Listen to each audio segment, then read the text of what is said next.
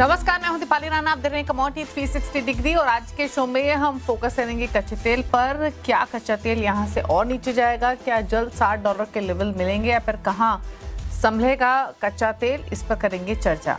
बात करेंगे चीनी की, क्योंकि चीनी के दाम बढ़ने लगे हैं। क्या ये वीक मानसून का इम्पैक्ट है और फैक्टर्स हैं जो इस तेजी को सपोर्ट कर रहे हैं? इस सब पर हमारा फोकस रहेगा। मेरे एसेट शेयर खान की रिसर्च एनालिस्ट मोहम्मद इमरान हमारे साथ मौजूद रहेंगे शो में। आयसा के चेयरमैन प्रफुल्ल विटलानी और कमोडिटी समाचार सिक्योरिटीज के को-फाउंडर अंकित कपूर हमारे साथ रहेंगे और लेंगे स्ट्रैटेजीज, करेंगे चर्चा। लेकिन सबसे पहले कच्चे तेल के प्राइसेस आपकी स्क्रीन पर लेकर आते हैं। इस समय का अगर आप हाल देखेंगे तो ब्रेंट $78 के नीचे ट्रेड कर रहा है। इसके अलावा एनर्जी एजेंसी ने भी फोरकास्ट किया है कि अगले साल सप्लाई गलत रह सकता है यूएस ईरान डील के बाद, जैसे स्ट्रेट ऑफ हॉर्मुज ओपन होगा। हालांकि ट्रंप ने जो डील की है वो क्लियरली अभी एक अग्रीमेंट है मोर ऑफ, और उन्होंने क्लियरली कहा है कि अगर कुछ भी बातचीत कमिटमेंट से इधर उधर होती है तो वापस से वो ईरान पर अटैक रिज्यूम करेंगे। लेकिन सो फार पॉजिटिव डेवलपमेंट यही हुई है कि फाइनली एक सहमति दोनों देशों के बीच में बनी है। अब सवाल यह है कि प्राइसेस को लेकर क्या व्यू बन रहा है और जो डेवलपिंग फंडामेंटल्स हैं वो लाइकली क्या इम्पैक्ट डाल सकते हैं कच्चे तेल पर। इमरान नमस्कार, स्वागत है आपका। पहले आपका व्यू लेना चाहेंगे। ऑलरेडी ये चीज क्लियर थी कि अगर डील होती है तो प्राइसेस हल्का होंगे, जो कि कंसिस्टेंटली ऊपर की तरफ होल्ड कर रहे थे। $120 तक की हम बातचीत कर रहे थे। अब एक नीचे की तरफ जो हम बेस मान के चल रहे थे कि नीचे आएगा भी तो बहुत कमजोर नहीं होगा, 80-85 के आसपास संभल सकता है, क्लियरली वो फंडामेंटल्स तेजी से चेंज होते हुए दिखाई दिए हैं। आप क्योंकि ऑलरेडी $78 के नीचे है, यहां से भी नीचे जाने की कितनी प्रोबेबिलिटी कच्चे तेल की आपको दिखाई दे रही है? नमस्कार दीपाली जी।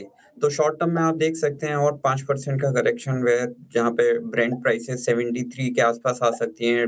डब्ल्यूटीआई प्राइसेस $69 के आसपास, $72 के आसपास आ सकती हैं। इसका रीजन शॉर्ट टर्म में तो ठीक है, ये सारे रीजंस हैं, बट लॉन्ग टर्म में एक बार जो हमने देखा है लास्ट 3 महीने में डिमांड काफ़ी डिस्ट्रक्ट हुई है और ऑलमोस्ट लाइक 7 से 8 मिलियन बैरल पर डे का डिमांड वाइप आउट हो गया है। तो वो एक बिकॉज़ प्राइसेस इतना 25% जून में ही करेक्ट हो गए हैं, तो उसकी वजह से प्राइस करेक्ट हुए हैं। तो हम एक डिमांड रिकवरी भी देखेंगे और स्ट्रेट ऑफ हॉर्मुज़ और बाकी जो एक नॉर्मलाइजेशन हो गया है, war almost is about to end. तो इसकी वजह से जो डिमांड इंक्रीज़ होगी तो प्राइसेस, मुझे लगता है कि एट लीस्ट शॉर्ट टर्म में तो आप ब्रेंट प्राइस को 75 से 78, मतलब इसी लेवल के आसपास कंसोलिडेट होते हुए देख लेंगे। एंड फिर ग्रेजुअली जैसे ईरान का तेल भी है जो कि मार्केट में आ जाएगा। उसके अलावा ओवरऑल नॉन ओपेक नेशंस है जिन्होंने लास्ट 3 महीने में प्रोडक्शन बढ़ा दिया है, प्लस ओपेक भी अभी जो रिसेंट डेटा आया उसमें भी है कि सऊदी अरेबिया, इराक ने भी अपना प्रोडक्शन पाइपलाइन के थ्रू वाया टर्की शुरू कर दिया है। तो overall within 3 to 6 months हम देखेंगे कि सप्लाई काफ़ी ज़्यादा इम्प्रूव हो जाएगी। तो उसकी वजह से प्राइसेस जो हैं वो नॉर्मली देखेंगे कि डाउनवर्ड्स स्क्वीड रहेगी। तो प्राइसेस इन 6 महीने में आप देख सकते हैं कि ब्रेंट डब्ल्यूटीआई $69-68 के आसपास ट्रेड करना चाहिए एंड ब्रेंट प्राइसेस 70 से $72 के आसपास आ जाएंगे। ओके, तो यानी अगले 6 महीने बाद $70 to $72 भी आ सकते हैं। नियर टर्म में $73 तक के लेवल के आप एक्सपेक्टेशंस लेके चल रहे हैं ब्रेंट पर, जो कि अभी $70 के आसपास ट्रेड कर रहा है। अच्छा, एक चीज़ और इमरान, अब जैसे सप्लाई की आपने बातचीत भी की कि सप्लाई यहाँ से बढ़ते हुए दिखाई देगी। हमने ऑलरेडी फोरकास्ट देखा है एनर्जी एजेंसी का, जहाँ पर वो बाय कुछ आंकड़ा उन्होंने शेयर किया है कि इतनी सप्लाई यहाँ से गोइंग फॉरवर्ड बढ़ती हुई दिखाई देगी। आप कंसीडरिंग जो भी डेवलपमेंट्स हो रही हैं, एक असमंजस ऑलरेडी अभी भी बना रहेगा क्योंकि 3 महीने का अग्रीमेंट है। तो क्या 70-72 भले ही रहे, अगले 6 महीने में इससे ज्यादा नीचे जाने की गुंजाइश फिलहाल दिखाई नहीं दे रही है? इससे ज़्यादा बोला कि जितना भी है, अब एक और जो ओपेक का जो प्राइसिंग पावर था वो अब जा चुका है, बिकॉज़ यूएई जो कि एक मेन सेकंड लार्जेस्ट प्रोड्यूसर था, वो बिकॉज़ ऑफ कोटा की वजह से रफली 3.1 मिलियन बैरल का प्रोडक्शन कर रहे थे। बट नाउ उनका जो कैपेसिटी था वो 4.5 से 4.6 मिलियन बैरल पर डे का था। अब क्योंकि वो ओपेक से अलग हो गए हैं और उन्होंने ये भी बोला है कि वो होर्मुज़ पे अपना डिपेंडेंसी लगभग ज़ीरो कर देंगे आने वाले सालों में। तो उसका ये इम्पैक्ट रहेगा कि होर्मुज़ का कुछ मतलब कुछ भी कॉन्फ्लिक्ट होता है बट वो अपना मतलब तेल और बाकी की चीज़ें भी वहाँ से आउटपुट निकाल सकते हैं। तो ये भी ओवरऑल लॉन्ग टर्म में क्रूड ऑयल मार्केट के लिए खराब ही है। तो हमें लगता है कि लॉन्ग टर्म में कच्चा तेल और नीचे आने के है। ब्रेंट प्राइसेस 70 के आसपास ट्रेड करेंगे। डब्ल्यूटीआई शुड बी अराउंड 60, मतलब नेक्स्ट ईयर तो आप 65 देख सकते हैं डब्ल्यूटीआई को। बट अभी के लिए ये होगा कि अभी ऑलरेडी प्राइसेस इतना ज़्यादा गिरे हैं और जो ओईसीडी के रिजर्व्स जो रिप्लेनिश हुए हैं तो वो वापस से रिफिल होंगे, तो उस वहाँ से भी डिमांड आएगी। तो मुझे लगता है मॉडरेट अभी के लिए प्राइस जितना करेक्शन जो डिस्ट्रक्शन होना था प्राइसेस में वो हो चुका है। 5 से 3% का अप्स एंड डाउन्स हो सकता है अभी के लिए। ओके, एक क्विकली एक सवाल और संक्षिप्त में रखिएगा इमरान, क्या सजेशन आप अपने क्लाइंट्स को इस समय दे रहे हैं कच्चे तेल पर फिर ट्रेडिंग पॉइंट ऑफ व्यू से? अभी के लिए हम सेल ऑन राइज ही बोल रहे हैं। डब्ल्यूटीआई हम एक्सपेक्ट करें कि और 3% का यहाँ से, और एमसीएक्स के लेवल पे बात करें तो जुलाई मंथ का हमको लगता है कि 6750 के आसपास क्रूड ऑयल अगले सेशंस में विद इन 2 सेशंस में आ सकता है। अंकित, आपकी स्ट्रेटेजी क्या है कच्चे तेल पर? अगर मैं कच्चे तेल की बात करूं तो नेगेटिव ही है। जब तक ये 7,600 का लेवल ब्रेक नहीं करता है ऊपर में, तब तक मैं खरीदारी करके काम नहीं करूंगा। 7,200 7,250 के आसपास अगर मिलता है तो इक्वली करें। नीचे में एक बार एक्सपेक्टेशन है कि 6,700 6,600 तक के लेवल्स देखने को मिल सकते हैं। तो ये बात हुई कच्चे तेल की। बात शुगर की कर लेते हैं। प्रफुल्ल विटलानी हमारे साथ बने हुए हैं, चेयरमैन आइस्ता के। और अगर हम शुगर प्राइसेस की बात करें तो इंटरनेशनल मार्केट्स में प्राइसेस बढ़ते हुए दिखाई दिए हैं, 2 हफ्ते के हाइस पर पहुंचे हैं और 1 हफ्ते में प्राइसेस लगभग 1% बढ़ते हुए हमने देखे हैं। कई सारे फैक्टर्स हैं जिन्होंने इम्पैक्ट डाला है, जिसमें यूएस ईरान डील होने के बावजूद तो सेंटिमेंट्स पॉजिटिव हुए ही हैं, लेकिन और क्या क्या फैक्टर्स रहे हैं, मॉनसून का कितना likely impact overall domestic sugar prices पर देखने को मिल सकता है, उस सबको समझने की कोशिश करते हैं। प्रफुल्ल जी नमस्कार, स्वागत है आपका। पहले तो आपसे प्राइसेस पर ही आपका व्यू लेना चाहेंगे। डोमेस्टिक और इंटरनेशनल मार्केट्स में आपके हिसाब से कौन से फैक्टर्स है जो ज्यादा इम्पैक्ट डाल रहे हैं? क्या आउटलुक यहाँ से प्राइसेस को लेकर फर्दर बन रहा है?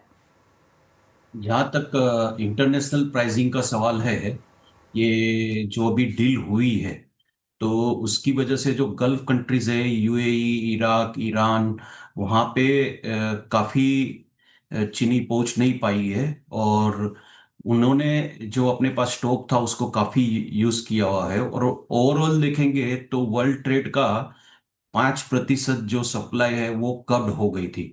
तो अब ये हॉर्मस खोल जाने से तो उसका एक बैलेंस आउट होगा, पर इसमें कोई प्राइस का कोई प्लस माइनस होने की उम्मीद कम है कि ट्रेड डील की वजह से कुछ हो सके। अब जहां तक एल नीनो का सवाल है, एल नीनो में हमें लगता है इंडिया, थाईलैंड, पाकिस्तान, चाइना, ये सब जगह पे कोई इम्पेक्ट होगी कम बारिश की। और इसमें सबसे बड़ा जो रोल है वो चाइना प्ले करेगा, क्योंकि चाइना ने ये साल 25-26 में इंपोर्ट का स्टेज कम कर दिया था, तो इसलिए मार्केट तो भी इस स्तर पे है।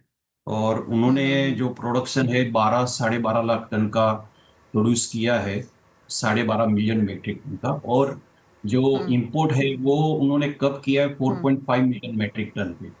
तो चाइना आगे जाके कितना इंपोर्ट करेगी या कितना वो एक पॉलिसी डिसाइड कर पाएगी। पर एल नीनो की वजह से इंडिया 1 मिलियन मेट्रिक टन का प्रोडक्शन कम करेगी, ये इनिशियल व्यू आ रहा है, क्योंकि अभी तक तो हमने बारिश इंडिया में देखी थी। ओके, इनफैक्ट प्रफुल्ल जी जो आपने बात की मैं आपसे पूछना भी चाहती थी, क्योंकि कई वेदर एजेंसीज, कई ग्लोबल एजेंसीज ने ये कहा है कि जो दुनिया के 3 लार्जेस्ट शुगर प्रोड्यूसिंग रीजन्स है, चाहे वो ब्राजील हो, इंडिया हो या फिर थाईलैंड हो, तीनों में ही जो एल नीनो का इम्पैक्ट है वो रह सकता है, जो कि ओवरऑल शुगर प्रोडक्शन को इम्पैक्ट डाल सकता है। अगर जो आंकड़े आप बता रहे हैं कि इतनी प्रोडक्शन कम रह सकती है, अगर उतना हुआ तो क्या ये फैक्टर्ड इन है मौजूदा प्राइसेस में या फिर इम्पैक्ट दिख सकता है फर्दर? नहीं, अभी तक कोई इम्पैक्ट इसकी प्राइसिंग में नहीं हुई है, अभी आगे जाके हम देखें। ब्राजील में थोड़ा सा अलग सा है, वहां पे ज्यादा बारिश की वजह से हार्वेस्टिंग का प्रॉब्लम है, क्योंकि उनके पास मैकेनिकल हार्वेस्टिंग है। और बारिश काफी होने की वजह से वो मैकेनिकल हार्वेस्टिंग काम नहीं कर रही है। तो हमारे सदन का अलग है, नॉर्थन का अलग है, वर्ल्ड का। और ये प्राइसिंग जो है यहाँ पे डेफिनेटली या स्टडी रहेगी थोड़े टाइम के लिए, जब सप्लाई पूरी होगी तो एक महीने के लिए थोड़ी स्लगिश हो सकती है, पर overall it is north trend only. Okay, चलिए शुक्रिया प्रफुल्ल जी आने के लिए, शो में अपने व्यूज देने के लिए। इमरान आपका भी शुक्रिया कच्चे तेल पर अपनी राय देने के लिए। रुक रहे हैं ब्रेक के लिए। कपूर हमारे साथ बने हुए हैं। अंकित बताइए, पहले तो क्रूड पर तो हमने बातचीत की, लेकिन ट्रेडिंग कॉल्स जो आपने आइडेंटिफाई की हैं? क्रूड की अगर बात करें तो यहाँ पे मुझे लग रहा है नेगेटिव रहेगा। 7200 के आसपास अगर मिलता है तो 7350 के स्टॉप लॉस से सेल करना चाहिए। नीचे में 6800 तक के टारगेट्स यहाँ पे देखने को मिल सकते हैं। ओके, तो कच्चे तेल पर एक ट्रेड आपने बताया, इसके अलावा कोई और ट्रेडिंग कॉल्स आइडेंटिफाई किए हैं आपने? देखिए इस समय अगर मैं बात करूं तो गोल्ड काफी नेगेटिव हो रहा है। जिस तरह से अभी सिचुएशन यहाँ पे क्रिएट हुई है और फेड इंटरेस्ट रेट बढ़ाने की बात कर रहा है, तो गोल्ड में हमने काफी अच्छा नेगेटिव देखा हुआ है। अभी मुझे लगता है कि गोल्ड के अंदर ट्रेंड जो है वो नेगेटिव बना रहेगा। गोल्ड जब तक 1,54,000 के ऊपर ट्रेड नहीं करता तब तक यहाँ पे आपको बाय करके काम नहीं करना चाहिए। आने वाले टाइम में वापस आप 1,48,000 1,42,000 तक देख सकते हैं। तो यहाँ पे मुझे लगता है गोल्ड में कोई अगर उछाला मिलता है 1,50,500 के आसपास अगर आता है तो गोल्ड के अंदर आप बिकवाली करके चल सकते हैं। स्टॉप लॉस यहाँ पे 1,51,200 का लगाएंगे। नीचे में 1,49,000 मतलब 1,49,000 तक के टारगेट्स यहाँ पे देखने को मिल सकते हैं। अच्छा अंकित, तो ये तो आपने ट्रेडिंग पोजीशन बताई, बट यहाँ से ब्रॉडर आउटलुक क्या है आपका गोल्ड पर? कहाँ आप कितनी कमजोरी यहाँ से फर्दर देख रहे हैं in general, not with strategy perspective, but overall prices को लेकर अगले 6 मंथ्स 9 मंथ्स के लिए क्या व्यू है? दिवाली जी, अभी तक जितना मार्केट सिनेरियो चल रहा है वहां पे सारी नेगेटिविटी यहाँ पे देखने को मिल रही है। और सबसे बड़ी चीज यहाँ पे है कि हमने डील होते हुए देखा है, उसके बाद में भी गोल्ड के अंदर स्ट्रेंथ होते हुए नजर नहीं आ रही है। एमओ साइन हुआ है, डील होना मतलब अगले 24 घंटे के अंदर देख पाएंगे, होती है नहीं होती है वो सारी सिचुएशन है, लेकिन कॉन्फिडेंस यहाँ पे बिल्टअप होता नजर नहीं आ रहा है। तो यहाँ पे शॉर्ट टर्म की अगर मैं बात करूँ तो जब तक ये $4400 के ऊपर जब तक ये ट्रेड नहीं करता तब तक मुझे यहाँ पे पॉजिटिव नहीं लग रहा है। आने वाले टाइम में आप 4000 के लेवल्स वापस यहाँ पे देख पाएंगे। अगर एक बार $4000 का लेवल टूटा तो फिर फर्दर डाउनसाइड पैनिक हम 3900 3800 के भी देख पाएंगे। तो यहाँ पे अभी ट्रेंड पॉजिटिव नहीं है, किसी को भी खरीदारी करके नहीं चलना चाहिए। कोई भी उछाल मिलता है तो बिकवाली करने की सलाह रहेगी। और चांदी पर क्या राय है? यहाँ पर 2.5 लाख के नीचे भाव घरेलू बाजार में गए हैं, यहाँ क्या राय है आपकी? देखिए एक चांदी ने हमने देखा था 3,05,000 का हाई लगाने के बाद में काफी अच्छी गिरावट देखने को मिली, करीब करीब 70,000 रुपए की यहाँ पे गिरावट थी। अब उसके बाद में थोड़ा सा ट्रेड यहाँ पे ट्रेंड थोड़ा सा नेगेटिव बनता हुआ नजर आया है। थोड़ा सा कोई भी उछाला मिलता है तो यहाँ पे मुझे लगता है कि बिकवाली की ही सलाह रहेगी। जब तक सिल्वर 2,55,000 के लेवल को क्रॉस नहीं करता तब तक तेजी करके काम नहीं करना चाहिए। शॉर्ट टर्म में अगर बात करें तो 2,40,000 का सपोर्ट है। अगर 2,40,000 का लेवल ब्रेक करता है तो बहुत जल्दी 2,36,000 2,32,000 तक के भी टारगेट्स देखने को मिल सकते हैं। ओके, और साथ ही एक राय आपके नेचुरल गैस पर भी चाहिए, यहाँ आपका क्या व्यू है? देखिए नेचुरल गैस काफी एक सीमित दायरे में ट्रेड कर रहा है। नीचे में अगर बात करें तो 290 से 285 का सपोर्ट जोन है, और रेजिस्टेंस की बात करें तो 310 के आसपास जब भी जाता है तो फिसल जाता है। तो 325 का लेवल जब तक नहीं तोड़ता तब तक नेचुरल गैस के अंदर खरीदारी करके काम नहीं करेंगे। अगर मैं शॉर्ट टर्म की बात करूं तो किसी को पोजिशनल अगर बाय करनी है तो इसका 280 का लेवल का वेट करिए। 280 के आसपास आता है तब जाके आप वहां पे पोजिशनल बाय कर सकते हैं, लेकिन 260 का स्टॉप लॉस स्ट्रिक्टली मेंटेन करेंगे। टारगेट की बात करेंगे तो 310 315 तक के ही टारगेट रहेंगे। जब तक नेचुरल गैस 325 के लेवल क्रॉस नहीं करता है तब तक खरीदारी करके काम नहीं करना चाहिए। ओके, ठीक है, तो ये रही सलाह आपकी नेचुरल गैस पर। अच्छा, एग्री कमोडिटी पैक से कोई ट्रेड पिक करेंगे क्या? देखिए एग्री कमोडिटी में अभी शुगर की बात हो रही थी, उसके बाद अगर मैं बात करूं यहाँ पे जीरा काफी अच्छा लग रहा है मुझे। जीरे के अंदर खरीदारी करके काम करा जा सकता है। जीरा अगर आपको 20,200 के आसपास अगर मिलता है तो खरीदारी करके चलें। पोजिशनल यहाँ पे स्टॉप लॉस 19,500 को लगाएंगे। मुझे लगता है बहुत जल्दी 21,500 तक के टारगेट देखने को मिल सकते हैं। वहीं अगर मैंथाओइल की बात करें तो मैंथाओइल भी काफी अच्छा लग रहा है। तो मैंथाओइल अभी 1,046 रुपए के आसपास चल रहा है। तो मैंथाओइल के अंदर 1,020 1,025 के आसपास अगर मिलता है तो खरीदारी करके चलें। 9 से 90 का पोजिशनल स्टॉप लॉस रहेगा। आने वाले समय में 1,080 तक के टारगेट देखने को मिल सकते हैं। ओके, तो ये राय रही आपके लिए एग्री कमोडिटी पैक से भी आपको तमाम ट्रेडिंग स्ट्रेटजीज दी गई हैं। इनफैक्ट अगर आप एग्री कमोडिटी पैक को देखें ये भी आज के सेशन में, तो हमने जीरे में एक अच्छी स्ट्रेंथ देख रहे हैं। ग्वार पैक वापस स्ट्रेंथ गेन करता हुआ दिखाई दिया है। आज भी ग्वार सीड में 1% के आसपास की बढ़त देखने को मिल रही है। क्विक कमेंट है अंकित, कॉटन सीड ऑयल केक पर? देखिए अगर मैं उसके कोकोड की बात करूं तो कोकोड यहाँ पे अभी 3680 के आसपास चल रहा है। थोड़ा सा ऊपर में रेजिस्टेंस फेस करता हुआ नजर आ रहा है, लेकिन अभी मुझे लगता है कि इसके अंदर स्ट्रेंथ रहेगी। आने वाले टाइम में आप 3800 3850 तक के टारगेट्स यहाँ पे देख सकते हैं। अगर थोड़ी सी गिरावट आती है 3620 रुपए 3600 के आसपास अगर मिलता है तो खरीदारी करके चलें। मुझे लगता है कि अच्छा खासा उछाल देखने को मिलेगा। ओके, चलिए, शुक्रिया आपका आने के लिए शो में और सभी स्ट्रैटेजीज पर अपने व्यूज देने के लिए। इसी के साथ कमोडिटी 360 डिग्री में इतना ही। ब्रेक के उस पर आप देख सकते हैं आवाज समाचार। नमस्कार।